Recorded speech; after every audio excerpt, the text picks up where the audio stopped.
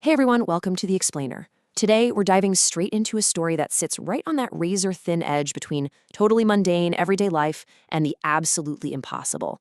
We're going to be looking at the wildly bizarre case of Larry, a vintage book, and how just one simple little object can completely unravel your grip on reality.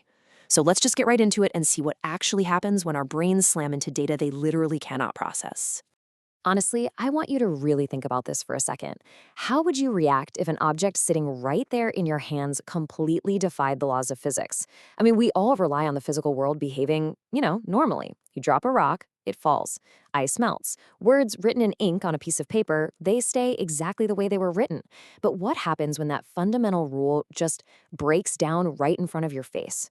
Well, that is exactly the terrifying scenario our guy Larry finds himself in. But to really appreciate the shock of this impossible moment, we've got to first establish Larry's incredibly ordinary, grounded reality.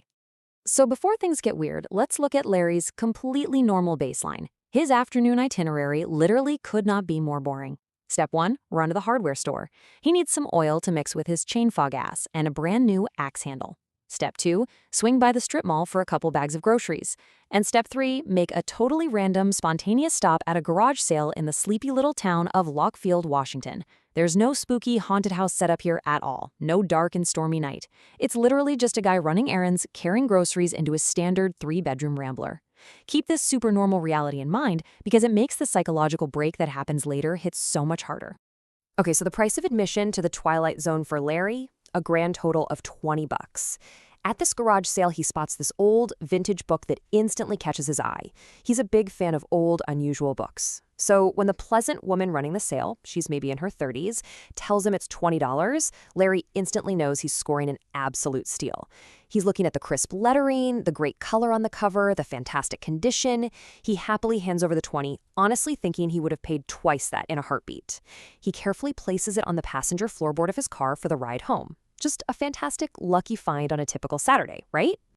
Let's take a second to look at the actual artifact itself. It's a pretty hefty volume. We're talking roughly 600 to 700 pages.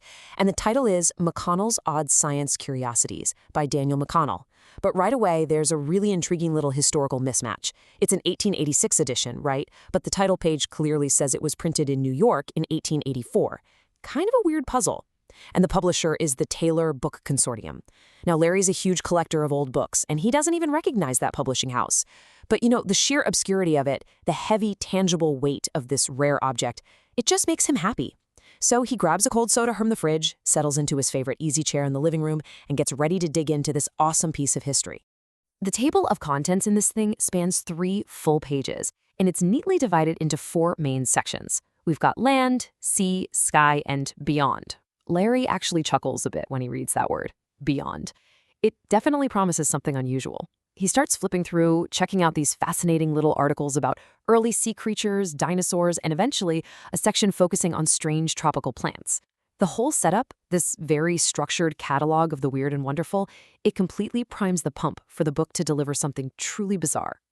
So he's about halfway through the book, reading up on those strange tropical plants, when he makes a little discovery. He finds a folded square of very old, seriously discolored paper tucked super tightly right up against the spine. Now, as a book collector, Larry sees this kind of thing all the time. People use literally whatever is lying around as a bookmark. Receipts, torn strips of newspaper, random notes. He pulls it out. It's a very real, tangible piece of paper that's been folded over twice. It's yellowed with age. The ink is super faded. It is, without a doubt, a completely normal physical object. Larry unfolds it, and here's what it says. I hope you enjoy my book. It gave me years of pleasure and answered many questions for me over the years. I hope it will serve you well. And it's signed with just the initials CR. Honestly, Larry is really touched by this. He kind of laughs at his own imagination, pretending for a second that this sweet note was sent directly to him across time. It's just this lovely, heartwarming connection from someone in the past to a reader in the present. But right as he's soaking in that cool feeling, the phone goes off. Reality rudely interrupts. He tucks the note back against the spine, drops the book on his side table, and goes to grab the call. After he hangs up, Larry totally forgets about the book. He heads out to the garage and dives right into his planned afternoon chores, working out there for hours. The sun goes down, it gets dark. It's not until almost 9 p.m. that he finally comes back inside, microwaves a quick bowl of chili, and flops back down into his easy chair. Several hours have passed here, right? Hours filled with totally normal, sweaty, everyday yard work. And this reset is absolutely vital to the story. Larry is not in some hypnotic trance. He hasn't been staring into a crystal ball. He's literally just a tired guy winding down after a long day of chores. Okay, so he opens the book back up to where he left off. He's kind of curious to take another look at that charming old note, so he pulls out the little square of paper. He looks down, and his reality absolutely shatters. The message has changed. He literally rubs his eyes, thinking his vision is just blurry, totally refusing to acknowledge what is right there in his hand. But the faded ink now clearly, undeniably reads, "This book will answer the question you ask, but only when 4 hours have passed." Larry just sits there in complete stunned silence.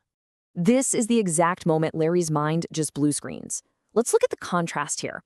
On one side of the coin, you had a static, heartwarming message from the past, very normal. On the other, you have this dynamic, interactive, and honestly kind of creepy promise. The physical ink on a physical piece of paper has literally rearranged itself.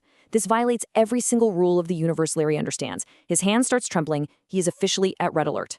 The jump from a quaint historical artifact to an actively supernatural, impossible object is complete, and Larry's brain simply cannot process the data it's getting. So what do our brains actually do when we're faced with the impossible? Well, massive cognitive dissonance kicks in.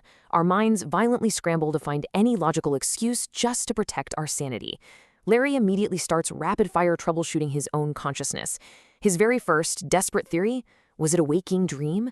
He starts wondering if maybe he somehow dozed off in his chair and is just having an incredibly vivid hallucination, even though he's never actually had a waking dream in his entire life. It's the brain's ultimate first line of defense. I know I am not seeing this, so therefore I must be asleep. But obviously, the waking dream theory doesn't hold water because he is very clearly awake, holding a physical piece of paper. So his mind immediately races to an even darker, scarier possibility. Was there a medical emergency? Did he suffer a microstroke earlier that afternoon while he was out doing yard work? Is his brain severely malfunctioning right at this exact second? Heck, is he actually dead? Notice how insanely fast this escalates. Larry is legitimately more willing to accept that his own brain is catastrophically failing him than to accept the fact that a piece of paper just magically changed its own text. And when a medical emergency gets rolled out, then comes the paranoia. If his brain is fine, someone else has got to be responsible for this. Did someone break into the house? Did that young woman from the garage sale somehow follow him home, wait for him to go out to the garage, sneak into his living room, pull the first note out, and slide a second note in? I mean, why in the world would anyone do that? Larry is panicking. He frantically flips through this 600-page book, not once, not twice, but 3 full times. He is desperately hunting for that original note, just praying to find it so he can prove this was all an elaborate prank. But there is no second note, just one single piece of paper. Finally, totally exhausted and genuinely terrified, Larry's psychological defense mechanisms just hit the big red button. They deploy the ultimate weapon: complete, absolute denial. Step 1. He officially categorizes the whole thing as a weird, one-off, age-related hallucination. Step 2. Remain completely calm and go to bed immediately. Step 3. Call the doctor first thing tomorrow. He shoves the impossible note back into the book, drops it on the table, marches to his bedroom, slides under the covers, and somehow falls into a deep sleep within minutes. He completely retreats to the safety of routine and unconsciousness, totally ignoring the reality-breaking object setting just one room over. All of which leaves us with a really provocative thought experiment. If you were in Larry's shoes, if you had physically held that piece of paper, watched the ink completely change with your own eyes, and realized you were holding an object of impossible power, what question would you ask the book? And maybe more importantly, having just witnessed a literal tear in the fabric of reality, would you dare to stay awake and actually wait before hours to see the answer? It's such a fascinating question about our human curiosity versus our deep, primal need for safety and order. Anyway, thank you so much for joining me to unpack the bizarre mystery of McConnell's odd science curiosities. Keep questioning your reality, and I'll catch you in the next explainer.